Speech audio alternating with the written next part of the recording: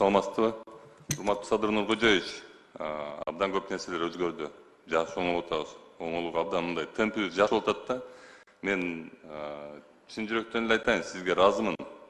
Эми калган меники сравнениеда жөнөкөй элечи башка президенттер менен анан азыркы сиздин иштеп атканыңызды да. Рахмат. Бирок менде сизге мындай суроо да, урматтуу Садыр Нуркожоевич, сиз ушул жерде депутат болуп турганда министрлердин президентке болгон көз боемочулугун көрдүңүзбү өзүңүздүн көзүңүз менен? Андайлар болгон. Ошондой сиздин жумушуңузда ошондой нерсе болуп атат? Болуп атат анда-санда, бирок мен дароо эле бир күндүн ичинде билип коем. 1-2 күн көп болсо, эң көп болсо бир жума. Көз карашыңыз кандай ошондой нерселерге мисалы? Көрүп атпайсыңарбы? Баарын алмаштырып атпайбызбы? Кээде бир жумада 2 министр алмашып кеткен учурлар бар да. Мисалы мен жаңы кызматка келгенде бажы кызматына бир жумада жума сайын алмаштырып отуруп 4-5 жетекчи алмаштырганбыз. Көз боемочулукка барабыз дегендерден. Андан бери эле 5 жылдын ичинде канча министрлер алмашып кетип атат. Демек ошол эле тарапта иштей бересиз, ушундай эле көз карашта кете бересиз. Мындан да алдыда дагы. Мен андан да күчтүү көз карашта кете берем. Буйрсун, буйрсун. Күчөтөм дагы. Буйрсун. Рахмат. Садыр Нуркожоевич, дагы экинчи суроода могу депутатский корпус бар го, биздин депутаттык немебизче аябай төмөн түшүп кетиптир элдердин арасындачы. Тилекке каршы мен түшүнөм, көп жагдайларга байланыштуу.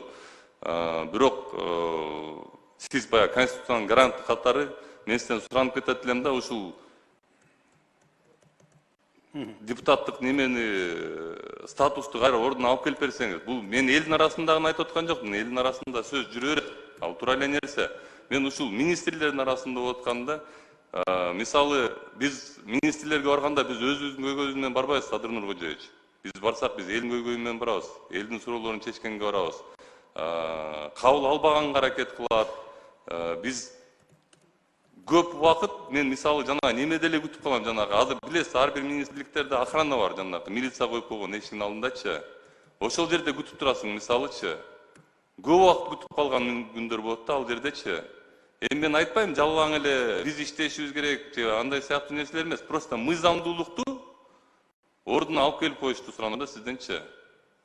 Мыйзам боюнча кандай кабыл алыш керек болсо, ошо мыйзам боюнча кандай жазылган болсо, ошо мыйзамдуулук алып келишти. Рахмат. Рахмат, Эрулан мырза. Депутаттардын кадырынын түшүп кетиши ал министрден же менден, президенттен эмес. Ар бир депутаттын өзүңөрдөн.